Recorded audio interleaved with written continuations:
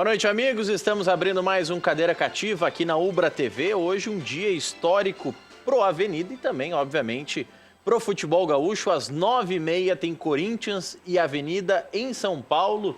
O Avenida na expectativa, tentando passar de fase na Copa do Brasil. É complicado, mas o empate na partida de logo mais em São Paulo leva para os pênaltis. E certamente é por esse caminho que o Maninho, Fabiano Daitz, técnico do Avenida, vai organizar sua equipe. Não vamos acreditar Michael Matiello, conselheiro do Grêmio, que está na ponta esquerda, Mauri Luiz da Silva, conselheiro do Inter e secretário-geral do clube ao centro.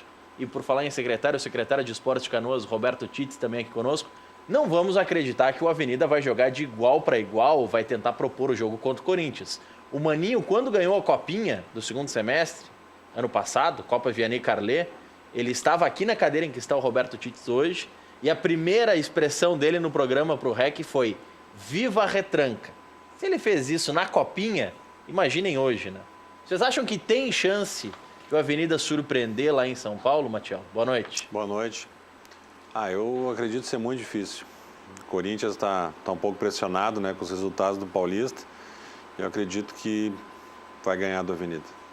Mauri, já teve lá em São Paulo mesmo, mas foi do outro lado, foi com o Palmeiras, teve o Asa de Arapiraca, que já surpreendeu. Você acha que o Maninho tem chance lá com o Avenida? Se fosse basquete ou vôlei, nenhuma chance. Como é futebol, tudo pode acontecer. Então não acho que tenha grande chance. Mas eu, como gaúcho, tenho uma leve esperança. É uma torcida de todos nós, né, Titz? 3-0, tá bom com a Avenida? 3-0 pro Corinthians? Não, ou... pra Avenida. 3-0 pra Avenida. Cuidado que se tem 1h30 de programa, seguindo nesse ritmo, tu sai com o nariz maior que o do REC daqui. Não, mais que o REC, não. Olha aqui, seguindo nesse ritmo... O REC é benchmark para qualquer nariz. É uma tarefa difícil, assim como na próxima semana, melhor, na quarta-feira de cinza, no dia 6 de março, vai ser difícil para o Ipiranga contra o Fluminense no Maracanã. E nesta semana ainda, melhor, na outra semana, o Juventude enfrenta o América Mineiro em casa. Vão ser 3 confrontos difíceis, estes em especial. Obviamente, o Avenida nessa semana tem um confronto dificílimo, é praticamente impossível a Avenida passar. Não é o mesmo prognóstico da quinta-feira da próxima semana, o Juventude em casa contra o América Mineiro já tem mais chances. E, obviamente, o nível de dificuldade que tem hoje o Avenida terá na quarta-feira de cinzas o Ipiranga contra o Fluminense, jogando também no Rio de Janeiro. E não é o mesmo nível, pegando os confrontos dos gaúchos, que o Brasil terá em Florianópolis contra o Avaí.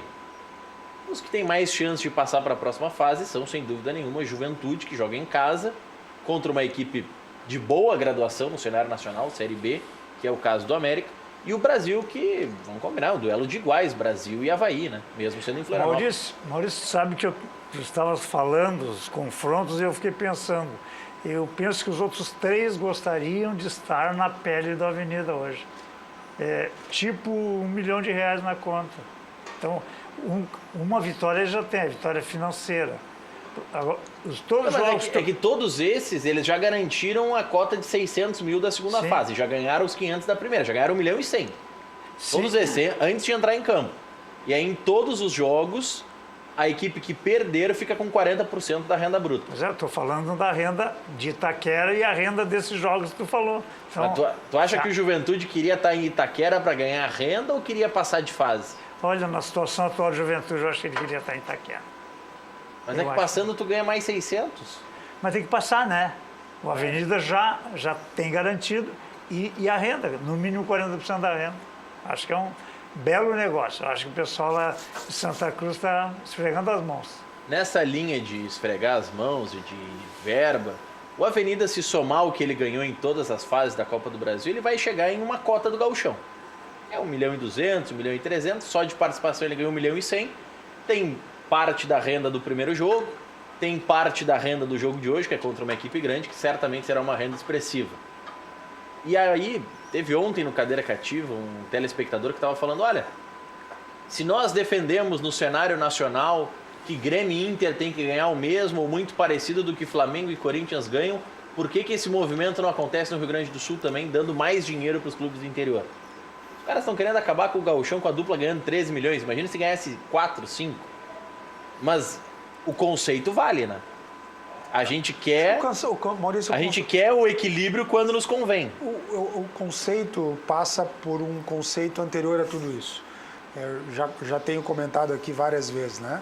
Enquanto não se fizer um estudo do futebol onde todos possam ganhar, onde as equipes formadoras sejam incentivadas, onde as cotas de televisão e a divisão dos campeonatos façam com que, dentro do equilíbrio, não só para Grêmio e Inter na relação do Campeonato Brasileiro, mas na relação até com os clubes do interior, para que se possa formar mais jogadores, para que as categorias de base do interior não morram, para que o futebol como um todo tenha mais oportunidades, eu acho que esse é apenas um detalhe. Claro, como tu disseste, dentro do campo o futebol às vezes é momento, é oportunidade, as modalidades de fato são diferentes. Eu até diria, nesses confrontos que tu citaste, que amanhã, contra o Fluminense, existe uma relação interessante do fora de campo, porque o Fluminense está numa crise violentíssima, né? Se o jogador quiser derrubar diretor ou técnico, a hora é amanhã, né? Sobretudo numa Copa do Brasil, num time pequeno. Essas relações do futebol que vão do resultado até a conta bancária, é uma relação que precisa de uma análise tão profunda e um reestudo tão profundo que eu continuo torcendo pelos 3-0 da Avenida hoje. Bom, não quer dizer que não seja nos pênaltis, né, Maurício? Por que não 3-0 nos pênaltis? Pode ser nos pênaltis. Eu já vou passar para o Mauri e para o Matiello para falarem sobre isso. Só para atualizar, terminou agora há pouco o julgamento do Nico Lopes no TJD da Federação. O Nico pegou 2 jogos. Então ele já cumpriu uma partida contra o Caxias e não joga contra o Avenida no final de semana. Acho que 2 jogos está de bom tamanho. O Inter não creio que vá recorrer dessa decisão. Eu gostaria de saber qual foi a punição do outro jogador. O Vitor Salinas, zagueiro do Juventude, pegou 4 jogos de suspensão e o Luiz Carlos Vinck vai pagar uma multa. Olha, deixa eu falar uma coisa sobre isso. Eu vim escutando. Vai pagar uma multa. Deixa o Roberto terminar. Não, eu vim escutando o julgamento até aqui, os 3 primeiros, tá? O primeiro auditor deu deu 2 jogos, o segundo deu 1, o terceiro deu 4 para o Nico. E para o jogador do Juventude, eu acho que todos deram 4, ou talvez um tenha dado 2, não me lembro de cabeça. Primeiro que, quando 3 auditores começam com esse julgamento, e entre eles não fecham um acordo, porque, portanto, se foi 2, foi o presidente que deu, imagino eu que tenha acontecido isso. Cada um votou por um número de jogos, eram 6 auditores votando, cada um votou por um número de jogos, tanto que o julgamento terminou ali por volta de 6h50. Eles demoraram 15 minutos para definir, ok, já que divergimos, vamos definir juntos aqui e aí número de jogos. Tu pega a situação onde o Nico Lopes está numa confusão junto com o jogador de Juventude e a imagem pega o jogador de Juventude acertando um soco no Nico. Qual é a diferença, né? Eu já poderia começar a pensar aí, nem o Nico e nem esse jogador estavam na confusão. Aí 3 auditores pensam diferente para cada um dos jogadores. Como é que nós podemos ter uma opinião formada sobre justiça desportiva se nem eles conseguem ter um consenso entre eles? Que tem assim, tem a acusação, tem a defesa. É um jogo como se fosse um tribunal normal, civil. E daí vai muito da capacidade dos advogados. E o que eu interpelei agora o Maurício é para dizer assim, não, o Vinck é o que devia ser muito punido. Só aconteceu por ele não ter postura de treinador. Que ele não seja um treinador que tenha postura. Naquele lance ele foi, desculpe, moleque, porque ele... E falso malandro, porque o Potker correu para bater rapidamente o lateral, que o goleiro estava fora do gol. Chance de gol real. E ele vendo isso, barrou o Potker. Então tudo aconteceu depois foi tudo consequência. Não pode dar soco, não pode revidar, tudo eu concordo. Isso corrobora com o que eu estou falando. E eu concordo contigo. Acho que se nós seguirmos por essa linha de por que começou e como começou, corrobora com o que eu estou falando. Quer dizer, pior ainda. Então, tu tem 2 jogadores com pesos diferentes junto a um técnico com outro peso e nem vamos dizer na relação de valor se vale ou não um soco, o quantos jogos valem isso. Quer dizer, é outra situação a se pensar muito essa questão dos TJs, tanto a nível estadual quanto a nível federal. Mas aí o Mauri disse, tem o jogo, o rito processual, que tem a defesa, tem a acusação, tem as testemunhas. Não é o caso do Nico que eu vou falar, mas eu já estive em um julgamento no TJD da Federação e eu já vi auditor levar o voto impresso antes de começar o julgamento. Tem, claro. Normal. Tem. Então, assim, tem o rito processual, também. mas eles já estão com o voto prontinho ali.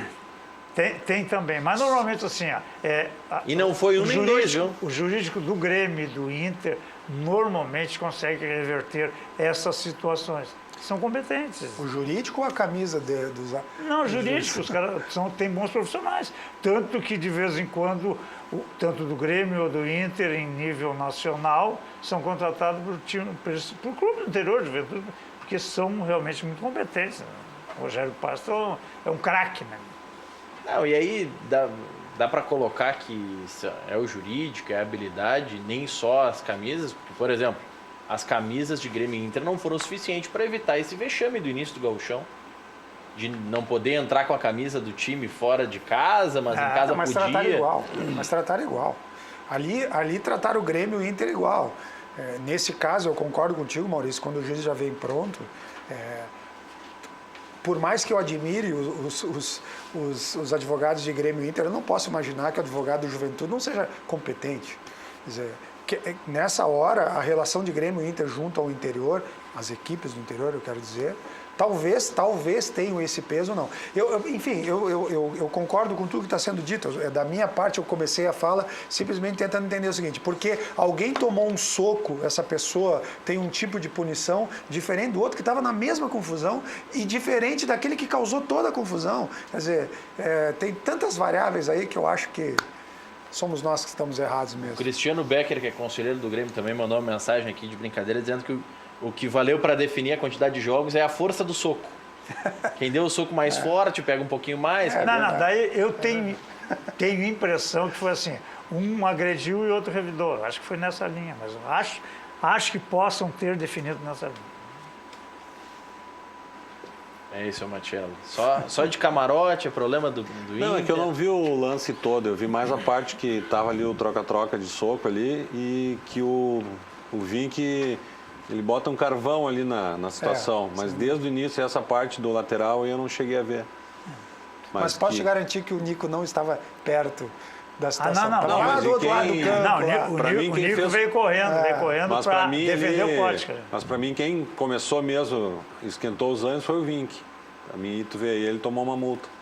Ele tomou uma multa e aí vamos combinar. O Vink, mesmo que ele não fosse o principal gerador da briga, que foi um dos principais geradores da briga, ou da ampliação da confusão, o técnico é o responsável. O técnico tinha que ser a cabeça pensante, tinha que ser a pessoa centrada ali no meio, né? Mas olha, por incrível que pareça, eu acho que está tudo errado e nós estamos concordando aqui com tudo que nós falamos. Mas eu quero imaginar que a pena do Vink foi menor, porque de fato o Vink foi o único que não foi expulso. Sim. O Vink não foi expulso? Não foi expulso. Quem foi expulso foi o auxiliar. Não, o auxiliar. Não, mas então a informação que foi dada foi errada pelo árbitro. Não, ficou o preparador físico no lugar dele. Não. O Vink só saiu porque o regulamento diz que o auxiliar sendo expulso, o técnico tem que sair do campo. O técnico tem que sair junto. Ele não foi expulso, por isso que ele recebeu uma multa. E aí ele recebeu essa multa por culpa do árbitro do jogo. É isso que eu quero dizer. Aí não são nem os juízes, os auditores, enfim, que julgaram hoje, que são os culpados. O culpado é o árbitro que não expulsou. Eu teria que olhar a súmula, mas eu acho que o Vink foi expulso. Não foi expulso. Não, foi o auxiliar dele que foi expulso e aí, independente da situação... Então o árbitro deu uma rateada assim no tamanho. Mas é isso que eu estou dizendo. Isso que justificou ele pagar uma multa. E ele deveria ter sido mais envolvido nisso do que de fato foi, mas enfim, é o julgamento. O auxiliar só colaborou com ele, foi no embalo dele. Certamente o Caxias vai recorrer, até porque cabe, né? Sim, cabe. Então, assim, é óbvio que os advogados já vão entrar com recurso Porque aceitar uma pena de 4 jogos pro... Mas eu tenho a impressão que a pena pecuniária foi acordada. A pena a multa, ok, mas eu digo assim, a pena do jogador. 4 jogos é muito. Ah, sim. Daí cabe recurso. O Juventude vai se mobilizar. Eu acho que cabe efeito suspensivo, né? 4 jogos já é uma pena que cabe o efeito suspensivo, então final de semana ele deve poder atuar. Mas aí vai medir, bom, vale a pena cumprir agora e terminar de uma vez ou recorrer e correr risco dos matos? E a diferença dos jogadores pro Vink foi essa também. O jogador, o zagueiro, que deu o soco e depois recebeu o troco, ele, em seguida, ele deu uma entrevista se arrependendo, pedindo desculpa. O Vink não, o Vink no outro dia deu uma entrevista de cabeça fria, só faltou dizer, não, eu faria de novo, sabe? Não teve humildade de pedir desculpa. Isso agrava a situação. O bacana do VAR é que tu tem as imagens ali para deixar claro tudo o que aconteceu. Agora tira o close daquela imagem e vocês acham que só teve aquele soco ali? Foi o único soco que teve? Não, com certeza não foi. E aí um sujeito ganha 4 jogos. É um absurdo. Teve o azar que a câmera estava focando nele.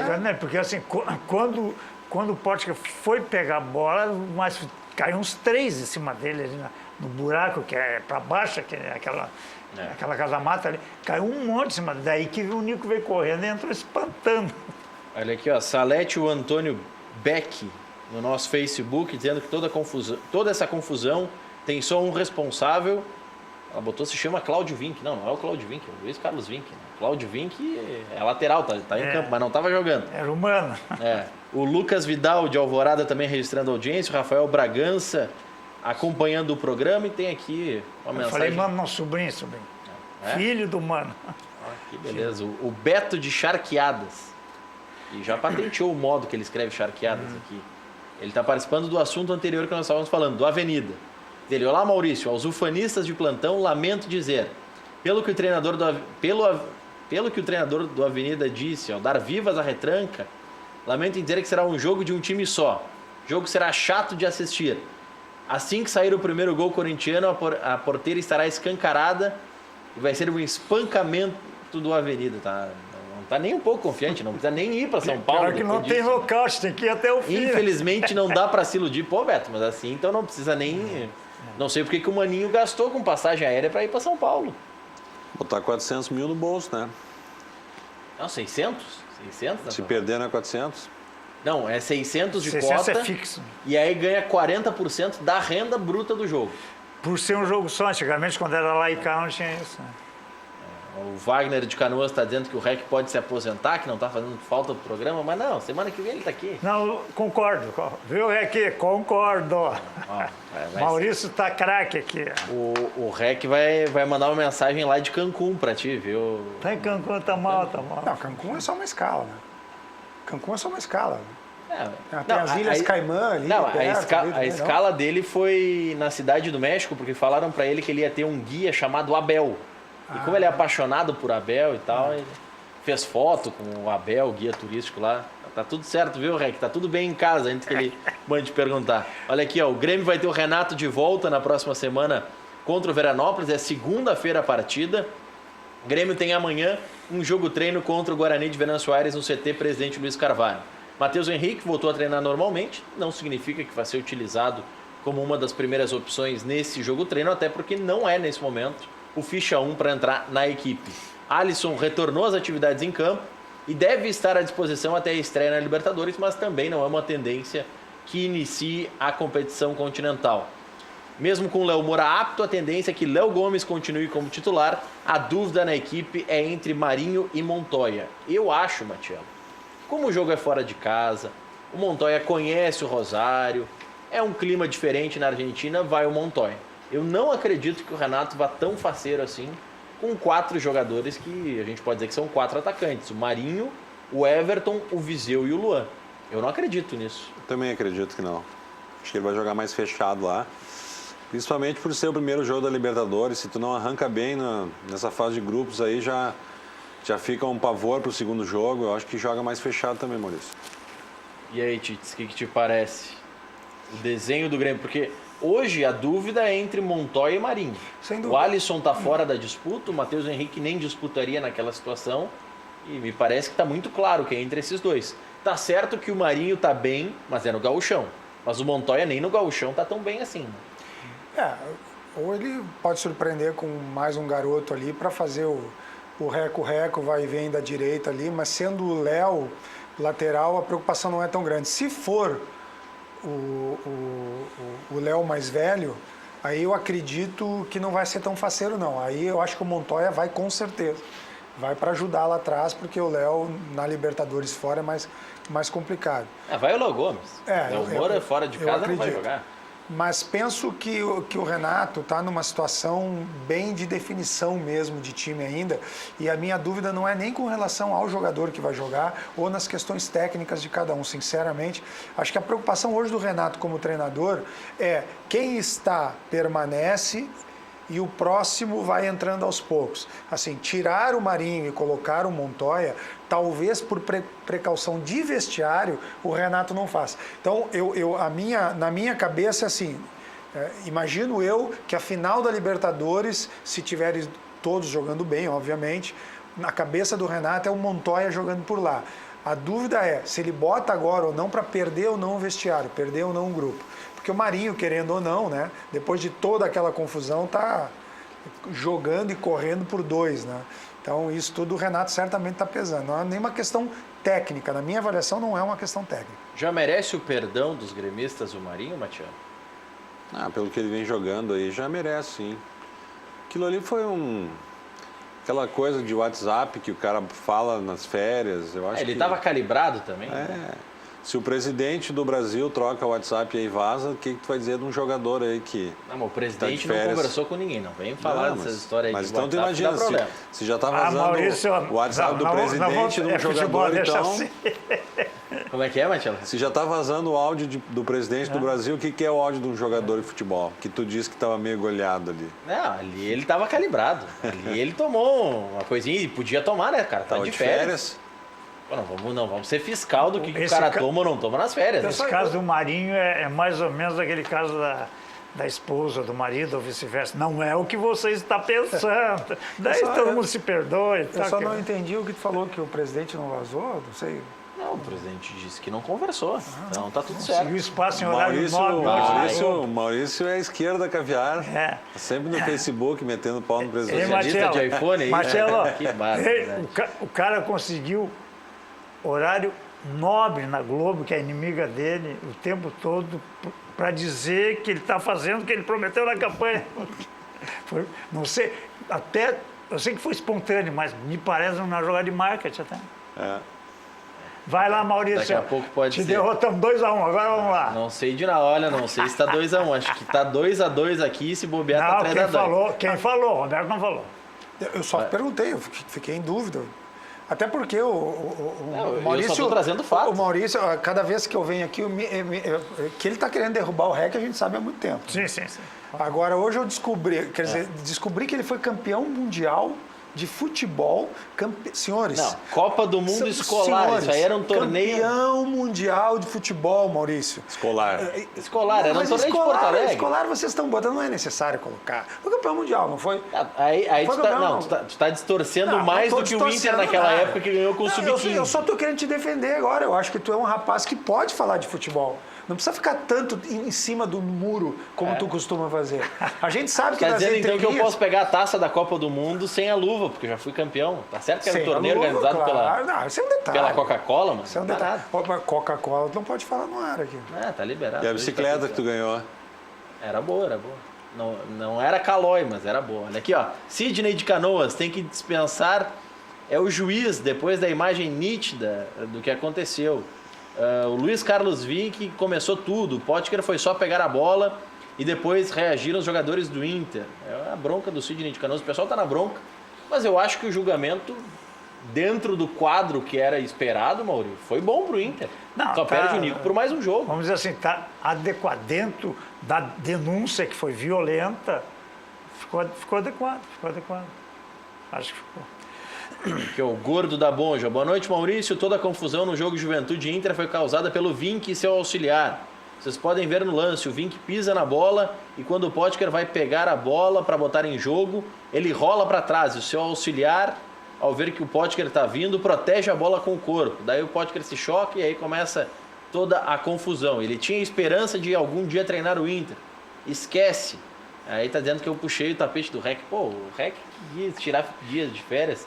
Tá certo que o REC tá tendo o terceiro período de 30 dias de férias em 45 dias do ano, mas tá tudo certo, tá tudo mas bem. Como eu tenho falado aqui muitas vezes, Maurício, não me agrada a ideia de defender hipóteses quando se fala em segurança, quando se fala em violência, vice-versa, né? Então, assim, realmente o culpado é o Vink, não tenho dúvida disso. Agora, absolutamente nada disso justifica os jogadores saírem batendo e acho que um jogo, como algum editor propôs, é muito pouco para isso. Acho que o exemplo dado ali não é um exemplo que mereça se discutir se foi um grande negócio ou não. Juridicamente, claro, a discussão é sempre válida. Mas sobre o aspecto de quem promove e gosta do esporte, esse é o tipo da relação que o ideal seria que todo mundo pegasse 4 jogos, pagasse uma bela de uma multa e que não servisse de exemplo para ninguém mais fazer nada parecido. Mas, certamente, o culpado inicial de tudo isso foi o técnico do Juventude. E também tem escalas, né, Roberto? Quem o revide não pode ter o mesmo tratamento do agressor. Exatamente. Olha aqui, vocês citaram o Juventude que ficou sabendo ontem a tabela da Série C, e aí me chamou a atenção a divisão que a CBF fez da Série C do Campeonato Brasileiro. São 2 grupos, tem 10 equipes em cada grupo, 20 equipes na Série B. O grupo A tem ABC de Natal, Náutico, que é de Pernambuco, Imperatriz do Maranhão, Globo do Rio Grande do Norte, Santa Cruz de Pernambuco, 13 da Paraíba, Botafogo da Paraíba, Ferroviária do Ceará, Confiança de Sergipe e Sampaio Corrêa do Maranhão. Aqui a CBF não vai gastar avião com ninguém, é só ônibus. O primeiro grupo é só de ônibus. Copa do Nordeste, Série C. Quase uma Copa do Nordeste o grupo A. Já o grupo B, que é o grupo que tem os gaúchos, esse grupo eles vão gastar um pouquinho a cota de passagem que eles têm. Tem Luverdense do Mato Grosso, que estreia contra o Juventude, então o Juventude estreia fora de casa com o Luverdense. Tem Remo do Pará, que estreia contra o Boa Esporte de Minas. O São José, aqui de Porto Alegre, estreia com o Tombense em Minas Gerais. O Ipiranga estreia em Erechim com o Paysandu.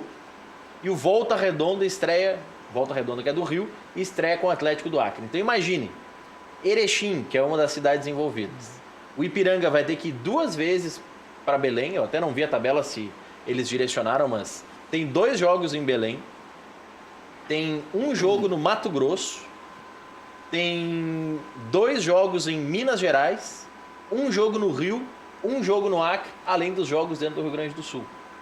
Mas não tinha muito o que fazer, né? Deixa os do Nordeste num grupo e os outros em outro. Mas vão ser viagens longas. Imagina... Na Série C eles devem ter adaptado a tabela um pouquinho melhor, mas imagina o que o Grêmio passou ano passado, por exemplo. O Grêmio jogava quarta-feira em Porto Alegre e domingo no Nordeste. Imagina se fazem isso com o Ipiranga de Erechim. Olha, na quarta-feira tu joga em casa, no final de semana, no sábado, tu joga em Belém com o Paysandu, na quarta-feira da outra semana tu joga em casa de novo e no outro final de semana tu vai ao Acre jogar com o Atlético. Muitas milhas. O programa de milhas do pessoal agradece, mas... É complicado de desenvolver, porque quando a gente fala numa Série D, que é regionalizada, é mais fácil, porque a CBF define as vagas de cada estado. A Série C não tem como, né? Mas a Série C, em teoria, todo mundo tem direito a estar ali por campanha do ano anterior e não por campanhas regionais. Me preocupa muito essa questão de dividir os times nordestinos ou do norte com os times... E aí não dá nem para dizer que é sul e sudeste, porque aí está todo mundo misturado, tem um pouquinho em cada, que é onde estão os gaúchos. Eu digo isso porque é a mesma coisa que querer... Não, mas todos estão na Série C. É a mesma coisa querer dizer que as equipes da Série A, por exemplo, são todas iguais porque tiveram o direito de estar na Série A. As equipes do Norte e Nordeste da Série A, quando entram na Série A, elas nunca são favoritas. Não é o mesmo nível técnico de Sul e Sudeste. Então, está dizendo que eles ajeitaram para os clubes do Nordeste para chegar nas fases decisivas? Não acho que ajeitaram, não cheguei a esse ponto. Só acho que, tecnicamente, pode haver um desnível contra as equipes gaúchas. Esse nível dos grupos. Não, realmente eles pensaram economicamente, mas criam desequilíbrio. Já na Série B, que aí não tem divisão, porque é todos contra todos, turno e retorno, o Brasil de Pelotas estreia com o Bragantino em casa, no dia 26 ou 27 de abril. Foi divulgada hoje a tabela da Série B e logo em seguida deve ser divulgada a tabela da Série A. Séries A e B param por conta da Copa América, séries C e D não vão ter a interrupção por conta da competição. E aí volta o primeiro assunto do programa hoje, Maurício. Que saudade de os times gaúchos que podiam ter um mínimo de investimento para estar de fato brigando para chegar na Série A. O Brasil de Pelotas vai jogar a Série B e todos nós estamos torcendo pelo Brasil de Pelotas, mas não é favorito a subir para a Série A. Está longe disso. E muito por conta da divisão econômica do futebol. Enquanto acontecer isso, aqueles tempos que nós tínhamos Grêmio, Inter, Caxias, Juventude, ou na A ou na B, é o próprio Brasil que jogou também, nós estamos muito longe de voltar a isso. O Rio Grande do Sul hoje, por sorte técnica, bom, tem muita coisa envolvida aí, tem 2 grandes times que conseguem estar no Campeonato Brasileiro da Série A. Se não, infelizmente, no Rio Grande do Sul hoje, ninguém tem condições de estar na Série A. Marcelo, vou sair um pouco do assunto campo do Grêmio, porque está ganhando corpo uma notícia que nós, no Cadeira Cativa, demos no ano passado, de que existia um grupo de conselheiros do Grêmio que trabalhava com a hipótese de o Romildo ser reeleito neste estatuto, defendendo que, como ele foi eleito em um estatuto e depois, no meio do mandato dele, existiu uma mudança do estatuto, neste novo estatuto, por um jogo de palavras, ele foi eleito e não reeleito. Por isso poderia ser reeleito. O presidente Romildo publicamente ainda fala que não. Só que cada vez mais as informações de bastidores indicam de que há uma movimentação clara para que o Romildo seja novamente aclamado. Como é que isso está se desenvolvendo nos bastidores do Conselho do Grêmio, Matias? Não, está tomando corpo isso, mas a gente também entende que vale o novo estatuto, que ele poderia concorrer por mais 3 anos. E o Profut fala em 4 mais 4, né? Então eu entendo que ele poderia concorrer. O Profut, esse é um lado importante. Alguns dizem, o Profut impede a reeleição. O Profut permite até 8 anos. 8 anos. Ininterruptos. Romildo teve 2. 13 tem mais 3. Pode chegar mais 3. O Profut estaria dentro. Não teria problema no Profut. Eu acho que vai ganhar corpo. Eu sou a favor. Eu acho que ele deve ir para a reeleição. Eu imagino que tenha uma quantidade de gremistas que seja contra. A família do presidente Romildo. A família de um presidente sofre. Eu acho que a dona Vera é contra. Eu imagino que sim. Aqui, ó, é muito bonito, estão sempre na mídia e tal, mas eu que vivo diuturnamente com o presidente Marcelo Medeiros, eu sei assim, não é o que aparece na mídia, é muito trabalho. Ser presidente de um clube como o Internacional, como o Grêmio, é trabalho de o que não tem paz, é direto. Claro que se não gostasse, não se candidatariam, né? Mas é pesado. Para a família é pesado. Mas no caso do Romildo, ele, pelo que se vê mais... publicamente, ele está sendo convencido a isso. Né? Não, e é pior, ele mora em Osório.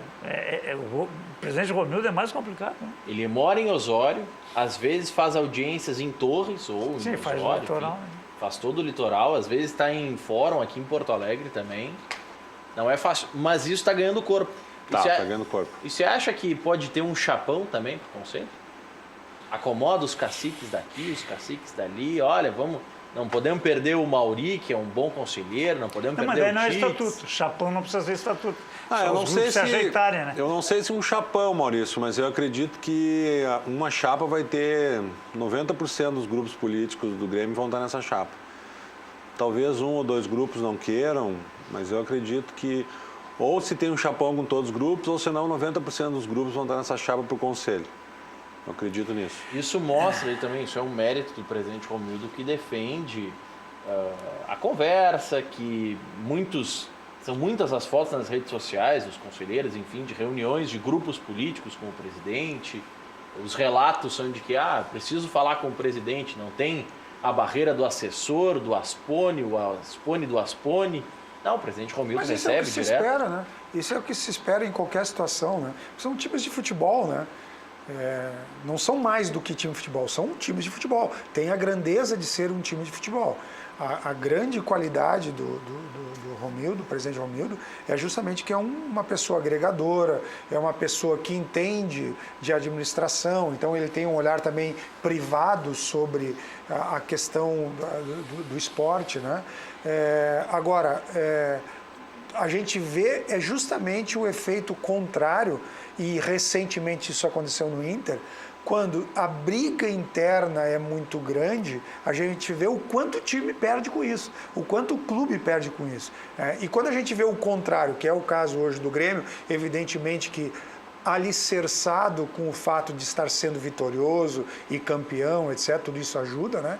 A gente vê que um um presidente agregador tem muito mais a ajudar o clube do que aquelas centenas de correntes dentro do clube brigando entre si, que não leva a lugar nenhum e, às vezes, pelo contrário, leva um time para uma segunda divisão. E a gente viu isso no Rio Grande do Sul recentemente. As duas situações de extremo são complicadas. Há alguns anos, o presidente Odoni fez as 150 cadeiras, né? Estava numa situação semelhante ao do presidente Romildo, que tem essa chance, ou risco, não sei, de na eleição em setembro, né? Setembro. Tem essa possibilidade forte de fazer todas as cadeiras do conselho. Assim, claro, essa pacificação toda é boa, a gente busca no Internacional isso, mas o Internacional tem a maioria é da situação, mas tem uma oposição muito forte. Mas é importante a oposição. Não, a oposição tem que ter. Agora, que realmente no Grêmio tem oposição, só que todo o contexto traz com que os conselheiros não se sintam à vontade de criticar abertamente. E, com isso, não é bom para vocês, mas não alimentam a mídia com notícias. Então, esse ciclo virtuoso ajuda e chega no vestiário e no campo de jogo. Esse é o segredo do futebol. O resto tudo gira em torno disso. Quando há a desagregação, quando há o embate diário nas reuniões do conselho ou não, mas via emissoras de rádio, TV, web, internet, isso de uma forma chega pelo espaço, por osmose, chega no vestiário e chega no campo de jogo. O problema é tu ter pessoas conscientes que não usam o caminho da imprensa para desagregar um clube. E isso acontece direto no futebol brasileiro. Então, a habilidade do presidente Romildo está aí, né? E acho, sim, concordo, que qualquer clube, aliás, política tem que ter oposição. O fato da situação conviver com a oposição não quer dizer que a oposição vire situação. Não é isso, né? Consegue se agregar também junto uma oposição, tanto na política quanto no esporte, né? Isso chama-se diálogo, que realmente a nossa gestão tem trabalhado bastante nesse sentido. No caso do Intra, você citou, Mauri, o caso do Odoni, que colocou as 150 cadeiras em uma renovação do Conselho. Na última eleição, a chapa do presidente Marcelo Medeiros colocou 91, 92. Você acha que é uma proporção boa, tem que ser nessa proporção? Foi um pouco além do que vocês imaginavam? Porque aí a oposição fica fraca demais e não consegue barrar nada? Não, assim, foi adequada, porque, inclusive, no dia, lá no pátio, no dia da eleição, numa entrevista para o REC, e a 2 horas de encerrar a eleição de REC, a situação tem que fazer 80 cadeiras, porque tem renovações, né? Se fizer menos que 80, reverte o quadro. A oposição fica maior, e daí vai ser terrível de O povo fazer. do clube ainda está na oposição no Inter? O povo do clube é a oposição muito forte, muito na eleição retrasada, tem a eleição passada que a situação elegeu 91 conselheiros. Na eleição retrasada, o povo do clube concorreu como oposição, mas ajudou na situação. Sim, concorreu como oposição para o Conselho e depois, dentro dessa força que a gestão faz de trazer todos para dentro da gestão, o povo do clube aceitou e viu como oportunidade de aprender sobre o clube. Porque só tem um jeito, Maurício, isso aí eu estou há muitos anos nessa estrada de clube de futebol. Ninguém chega ao poder se não passar por alguma gestão antes. Se chegar ganhamos a eleição, vão assumir dia 3 de janeiro, não sabem nada do clube, só fizeram oposição, seria um Sandro terror. Farias tentou ajudar na eleição e não deu certo. Tentou juntar com o campeão, voltou e não deu certo. Daí foi assim, meu amigo Sandro teve essa infelicidade de ter, porque lá atrás, na gestão do presidente Giovanni, acho que eu nunca comentei isso no ar, o presidente Giovanni falava para o Sandro, porque o Sandro sempre foi um cara muito, muito aberto, né? Sandro, se tu quiser ser presidente do Internacional, tu tem que participar de uma gestão. Como é que tu vai ser presidente sem não conhecer nada do clube?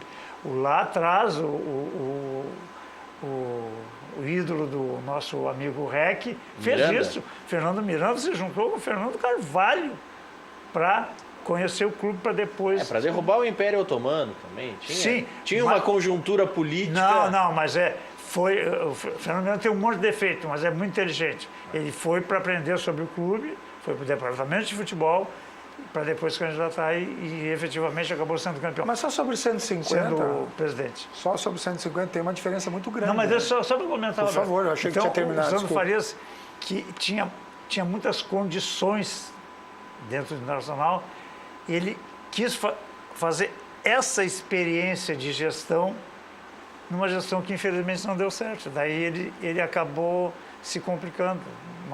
Mas é um baita de um cara, gosto demais do Sandro. Diga-te. Tu fazer 150 ganhando e todo mundo quer ser presidente é uma coisa. Tu fazer 150 quando ninguém quer ser presidente é outra, né? Tem um peso diferente. Não estou dizendo que foi o que aconteceu naquela época, até porque eu não participo de Grêmio, Inter, né? E nem quero participar, mas digo no sentido de que e houve isso quando o Grêmio veio na segunda vez da segunda divisão, que ninguém queria pegar o clube, né? Sim, que o presidente Odoni assume naquele momento. Exatamente. Então, assim, fazer 150 num momento como esse não tem muito mérito, né? Não, mas mérito o momento tu fazer que 150 sendo vencedor de tudo que tu possa ganhar. o momento que o Odoni faz o 150 é em 2011. É que depois que tinha 2010. 2010, aí é 11 e 12 o mandato, né, dos Foi conselheiros. quase o mérito de ter pegado naquela época. Um pouco desse histórico e um pouco também porque a cláusula de barreiras era muito alta nessa época, né, Matias? Acho que era 30%. A Acho que era cláusula de 30. barreira era 30%, daí só uma chapa passou que foi a dele. Mas as outras chegaram perto, ficaram em 20 e poucos por cento. Né? Uma fez 28 e uma fez 27. Pois é, então não foi tanto por mérito, foi mais pelas regras que eram diferente. complicadas. Né? Não é a mesma coisa. Olha aqui, Por falta de articulação das oposições, se juntassem, seguramente fariam. Né? Mas uma chapa era uma gurizada mais nova, que não aceitava se juntar com os mais antigos, e daí É deu no que mesmo, deu. né? Lembro disso. mas no Inter, o Inter teve a eleição do Luigi no primeiro turno, a reeleição do Luigi, que é no primeiro turno, é no conselho, porque a oposição não se juntou. Na primeira etapa. Né? A gente fala turno, mas é errado. Primeira etapa. É o primeiro turno. Não, turno é... Primeiro turno, segundo turno, quando é o mesmo colégio eleitoral. Corrige o pessoal de divulgação da comissão eleitoral do Inter, porque eles falam em primeiro turno e segundo turno no site. Falaram só uma vez, depois corrigiram. Nessa eleição mas foi só- primeiro só turno e pra- segundo. pega- Corrige lá dentro, é o secretário-geral do clube. mano. Estou sendo didático, agora o professor Mário. Quando é colégio eleitorais diferente é etapa. Assim, lá no estatuto está primeira etapa dentro do conselho, segunda etapa com os associados. Corrige o Bom Valor, Hernani Campelo, Adriana. Como diria meu amigo Rec, aprende quando eu estou por aí. Avisa o pessoal lá do Inter, porque eles também mas usam muito. Naquela época eleitoral, eu corrigi várias vezes os programas de debate, coisa, e o pessoal sempre se ia se corrigindo. Mas não nenhuma crítica, só... Não, claro. adequado. Vamos falar um pouco das equipes dentro de campo. O Inter não vai ter o Nico Lopes contra a Avenida, mas vai estar à disposição para a Libertadores. Mauri, o que você acha que o Odair tem que fazer para estrear bem na Libertadores? Porque hoje começa a decisão aí do primeiro adversário do Inter na próxima fase. Né? E ao contrário de que se possa pensar, eu não vou torcer para o time do Figueiredo, viu? Vou torcer para o time do Guiné Azul. Vou te dar uma notícia então. Eles estão em campo. Tá 1-0 já para o Tajeres. Eu vou torcer. Contra o Palestino. Por que eu vou torcer? Jogo de ida. Por que eu vou torcer pro time do Guiné Azul?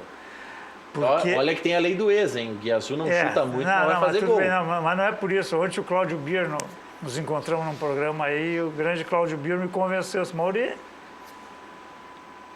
Tajeres e River é clássico. Dentro de um grupo de 4, isso aí é excelente para nós. E me convenceu meu amigo Cláudio Bier. Mas Tajeres e River não é clássico. Não, é regional. Não é clássico. Não, é argentino. Mas não é clássico. Mas Mauri, longe de Tajeres ser e River é a mesma coisa que tu dizer que Grêmio São Paulo e Chapecoense é clássico. Não, é diferente. Tajeres não é melhor que a Chapecoense, Aqui, no cenário argentino? Não, é de uma província forte, a Argentina tem tudo isso aí. Eu prefiro o Tajeres do que... Acho que o River contra o Palestino passa... Eu concordo que Tajeres, quer dizer, para o Inter... Não, para o Inter, para mim, seria outro time. Como é que algum colorado não torce pro Figueiredo? Me diz isso, Maurício. Também não tem. Não, Como torço não pro se Figueiredo, torce pro Figueiredo? pro time Figueiredo dele. tem que torcer pro resto da vida. Então a tua tese é de que ter uma equipe mais um forte argentino? no grupo é melhor. Não é mais forte.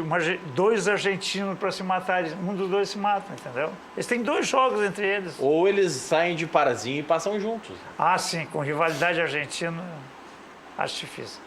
Bom, mas o tempo vai dizer se eu tinha razão. Bom, a última rodada, considerando o cenário atual, é River e Inter, né? Inter e Tajeres ou Inter e Palestino? Não, a tabela não é espelhada. Pois é, por isso A mesmo. terceira rodada é River e Inter na Argentina. E dobre. E o Tajeres vai jogar também.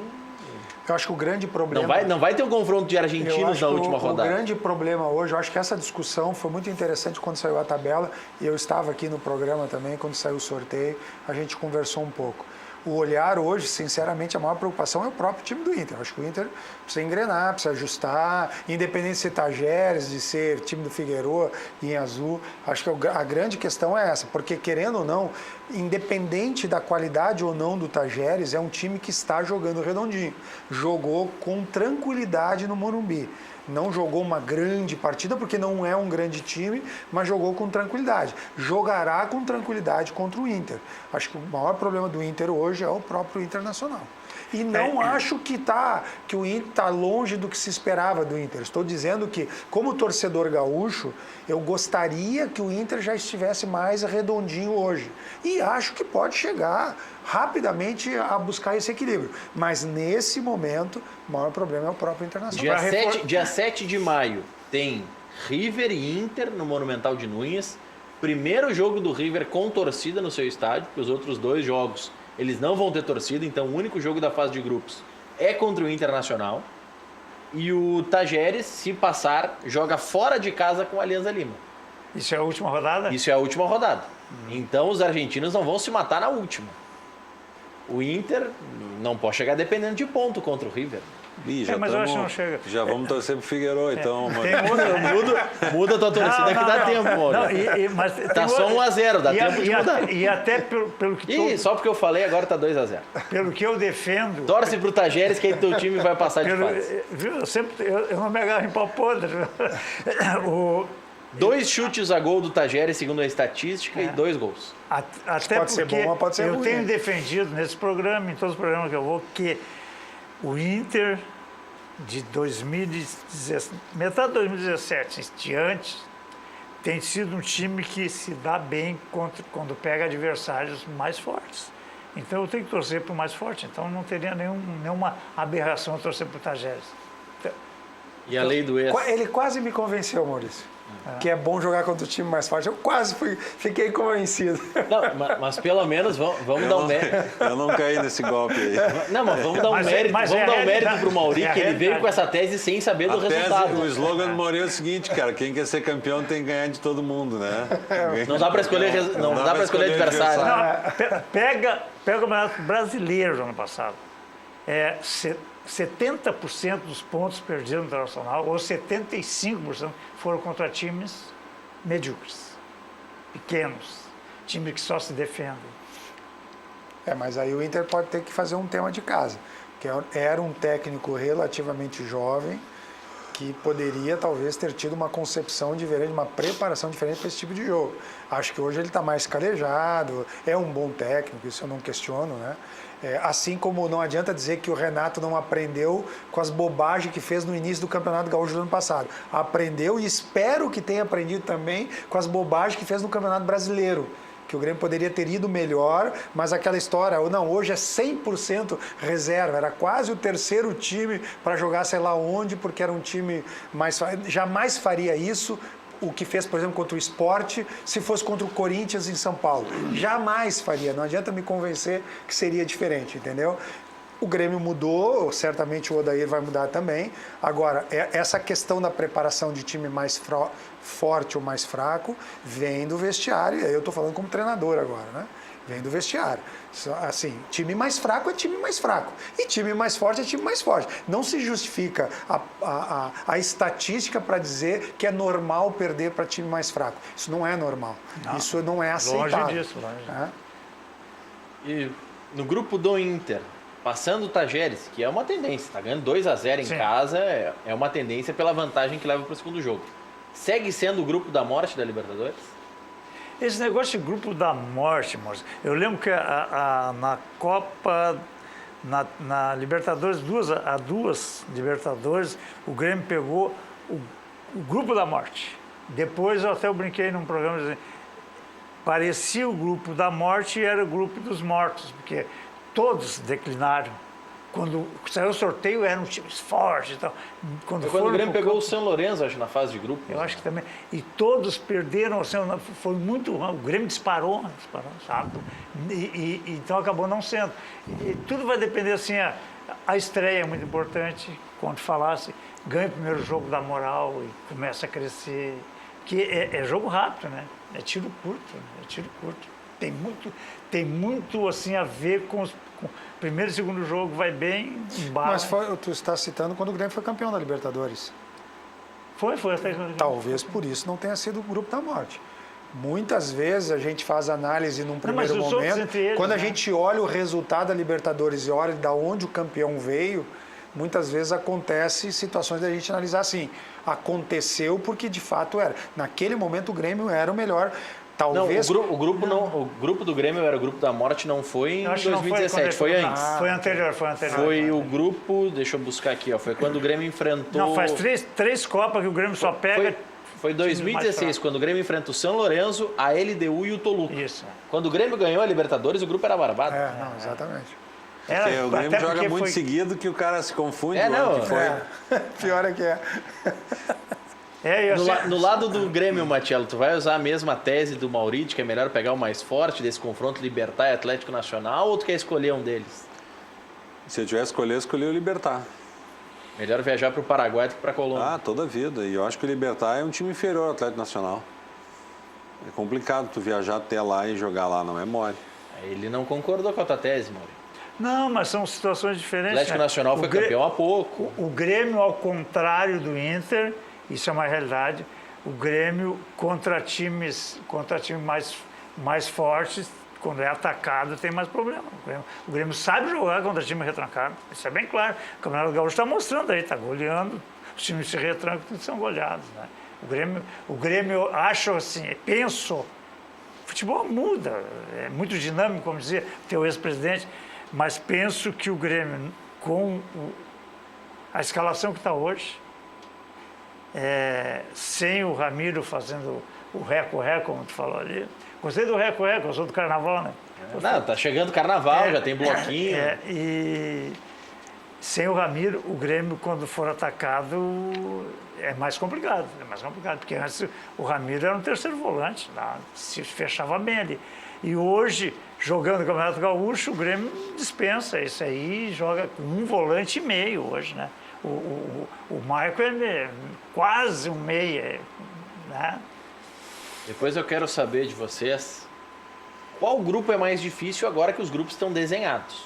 Claro, ainda tem a definição, se vai passar o Tajeres ou não, mas é uma tendência porque está ganhando 2-0. No grupo do Grêmio tem Libertad ou Atlético Nacional. Jogo na Argentina do Tajeres? O jogo do Tajeres é na Argentina, está ganhando em casa. O grupo do Inter tem o River. O grupo do Grêmio tem o Rosário. O grupo do Inter tem o Alianza Lima. O grupo do Grêmio tem a Universidade Católica. Da fase preliminar para o grupo do Inter, nesse momento estaria passando o Tajeres. O mais forte da fase preliminar, no lado do Grêmio, me parece ser o Atlético Nacional. Quem vai ter mais dificuldades, ou pelo menos tem um grupo mais difícil? Vocês vão responder depois do intervalo comercial. Nós já voltamos.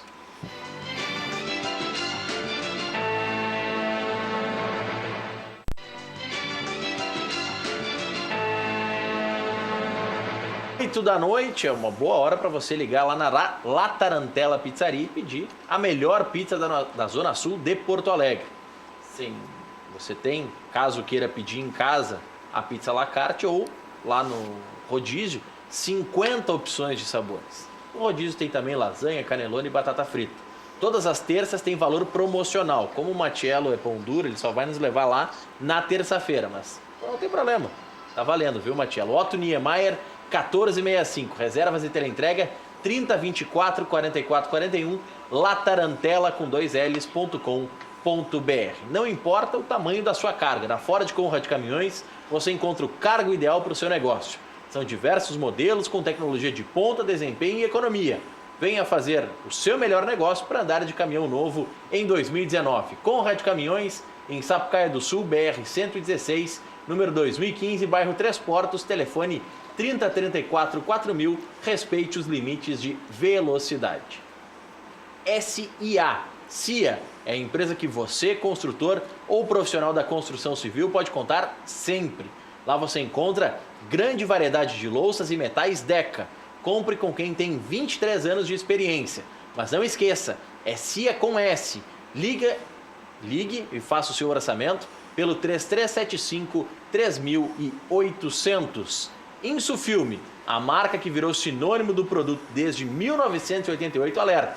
Se o seu ar-condicionado em casa, no escritório, não está dando conta do calor e a sua conta duplicou de valor, nós podemos te ajudar. A solução para reduzir o brilho e o calor é com a Insufilme. Conheça as linhas de películas refletivas, semi-refletivas e aço inoxidável. Tem até 12 anos de garantia. Atende na Grande Porto Alegre e no Litoral Norte. Ligue e agende uma visita ou receba a cotação via WhatsApp. 3021 23 23 é o telefone. O WhatsApp é o 99683 3199. Insufilme, na Rua Hoffman 519, em Porto Alegre. O Breno do Banrisul é matéria paga do Tits. Tá dizendo aqui, ó, sabe muito o secretário Tits. Abraços. Pensei que tu não ia dar isso aí. Aqui, ó. Se tu foi campeão mundial, Breno é o melhor meio-campista da história das areias de Santa Terezinha. Dito isso, Breno, eu e o Maurício estamos precisando de um empréstimo no Banrisul aí, dá para... Libera o meu limite aí que... Dá para ser, será? Amanhã a gente passa lá. Não, abraço, libera. Breno. Depois do baita lucro que deu o Banrisul, tá na mão lá, só chegar. Mauri, a gente vai para o intervalo comercial até para adiantar o serviço, porque a gente vai ter que terminar o programa um pouquinho antes por um pronunciamento do nosso presidente, que vai começar por volta de 8h20. Então, nós já voltamos.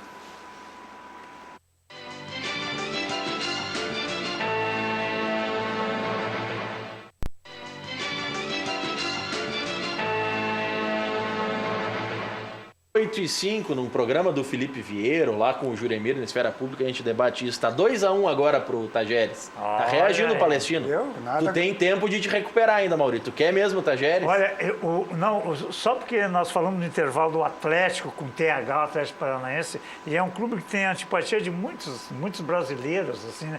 E eu gostaria que com o Atlético, com o TH agora, acontecesse o que aconteceu com o antigo volante do Internacional, que era um menino que estava despontando bem, e o nome dele era Marquinhos. Daí ele chegou num repórter e disse assim: eu não quero mais ser Marquinhos, tem muito Marquinhos, eu quero ser Marcos Dalloglio. E daí o repórter começou a chamar ele de Marcos Dalloglio. Nunca mais jogou nada, foi para reserva. Quero que com o Atlético, com o TH, aconteça isso, exatamente. Tu está secando o clube que tem a melhor infraestrutura de base do mas Brasil. Mas é um assim, exemplo, o Inter tem um puxadinho aqui e tu está secando o Atlético. Não. A estrutura do melhor Inter e do Grêmio estrutura é o de puxadinho. base do Brasil é a notícia, entre os 20 é do Inter, depois...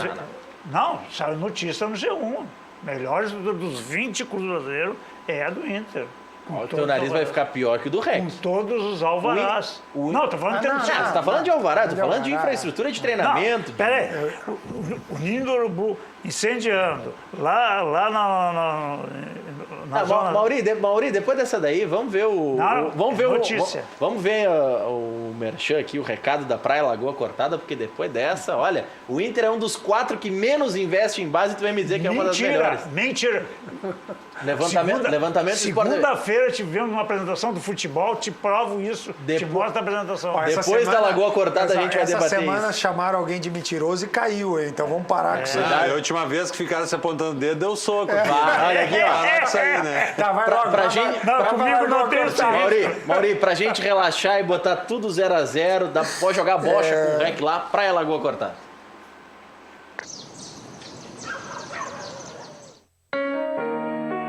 Descubra um novo litoral. Entre Torres e Morro dos Conventos está localizada a Praia da Lagoa Cortada, no município de Balneário Gaivota, em Santa Catarina. Infraestrutura completa, ricas paisagens e as belezas naturais preservadas sinalizam um refúgio perfeito para o descanso da família e a prática de diversos esportes. Praia da Lagoa Cortada. Aqui o mar e a lagoa esperam por você.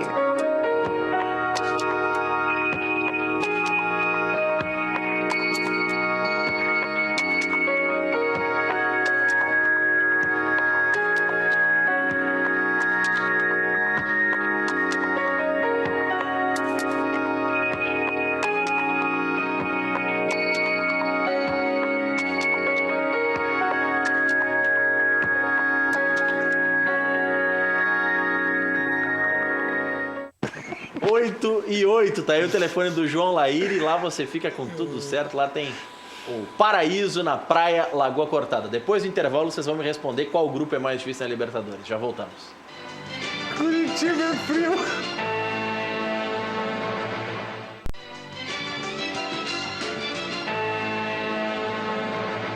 Faça frio ou faça sol em Curitiba, em Porto Alegre, em Canoas, você precisa ter as melhores panelas, as que cuidam da sua saúde.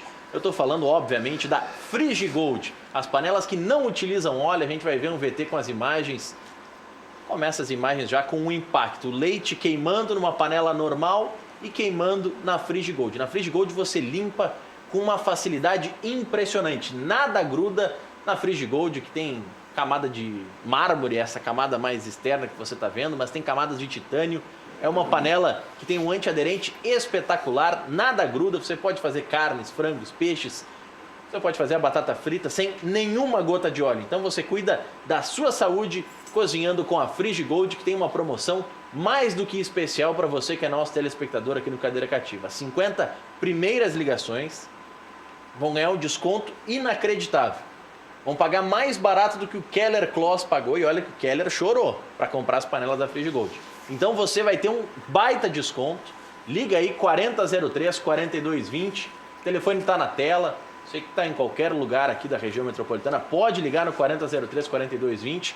Fala com a turma comandada pelo Luiz. Pode dizer, olha, o Maurício me falou lá no Cadeira Cativa que eu vou ter um baita desconto para comprar a Frigigold. Se você não tem condições ou não quer pedalar o conjunto inteiro, você quer só experimentar, quer saber como é que é ter Frigigold, você pode comprar só a frigideira, pode comprar uma ou duas panelas, enfim, você decide e paga em suaves prestações, pode ser no boleto, pode ser no cartão de crédito, pode ser no Banri Compras, e à vista, obviamente, tem um desconto ainda melhor. Frigigold, as panelas que não utilizam óleo. Vocês ficaram me devendo a resposta. Quem tem desenhado para o seu caminho um grupo mais difícil? Grêmio ou Inter, Matiel? Eu acho que é o do Grêmio.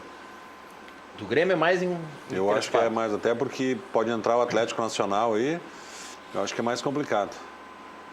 Mauri? Não, eu disse, eu tangenciei, falei que depende do primeiro jogo, mas o Nacional é River Plate. O Nacional é o grupo realmente mais forte. Eu tenho um carinho especial pelo Atlético, né? Pela história, tudo que aconteceu. Então, gostaria de não enfrentar o Atlético em termos técnicos, né? Falando em termos técnicos. Mas eu acho que vou cair de novo na tecla do momento. Acho que o momento do Grêmio é melhor do que o momento do Inter. Eu acho que o Inter pode ter ou fazer a sua caminhada mais difícil se levar em consideração este momento. O Grêmio pode facilitar o seu caminho pela Exatamente. qualidade do elenco. É o que eu penso. No caso do Grêmio, Tardelli entra na vaga de quem? Não sei te dizer. Acho que é na do Viseu ali. Na minha opinião, hoje o Viseu seria, né? O titular. Eu acho que na vaga do Viseu. Porque tem gente que tá querendo botar o Tardelli jogar pelo lado, mas aí o time Não. é faceiro, né? Que é como ele vinha jogando na China. Né? Não, na China ele jogava como um meia. Meia. Ele jogava como um meia na função do Luan. Ele era No penúltimo. Atlético ele jogava na função do Everton. Olha, o Renato me surpreendeu ao longo da carreira dele com formatos diferentes de time. Inclusive quando colocou lá 3 zagueiros e mais 3 cabeça de área, enfim, no passado, enfim, Renato me surpreendeu. Só que o Renato tem usado uma base igual dos últimos anos aqui agora no Grêmio, que eu acho muito difícil que ele queira modificar. Se ele jogar com Viseu e Tardelli, ou Tardelli e Luan e tal, como sendo 2 jogadores de frente, ele vai ter que fazer um modelo diferente atrás, talvez com 3 volantes. E acho improvável, a não ser quando ele jogue fora na Libertadores. No formato do Grêmio hoje, Tardelli só pode entrar no lugar do Viseu. Alguém tem que correr atrás para ajudar o lateral lá e não vai ser nem o Tardelli e muito menos o Luan. No caso do Inter, da Alessandro, tem vaga no time titular, Maurício? Tem, vai jogar em todos os jogos, a meu juízo. Eu sabe que a minha área é do lado de cá, na Padre Cacique. Não, nem vou lá no futebol, mas como torcedor eu tenho a minha ideia de futebol. Acho que o D'Alessandro vai entrar em todos os jogos do Inter. Não necessariamente saindo jogando, mas vai entrar. E penso que no Grêmio a dúvida é quem faz o corredor recolhe pela direita e no Inter a minha dúvida única é quem faz pela esquerda. A gente encerra hoje o programa um pouquinho mais cedo, tem programação da TV Cultura e depois um pronunciamento do presidente Jair Bolsonaro programado para as 8h30. Hoje teve reunião, já que a gente citou o Flamengo rapidamente. O Flamengo ofereceu de 300 a 400 mil reais por família dos jovens que foram vítima do que aconteceu no CT. O pedido era de 2 milhões mais um salário de 10 mil reais até a idade projetada de 45 anos dos jovens. Foi pouco, não teve acordo. Amanhã, às 7 horas, tem mais. Boa noite.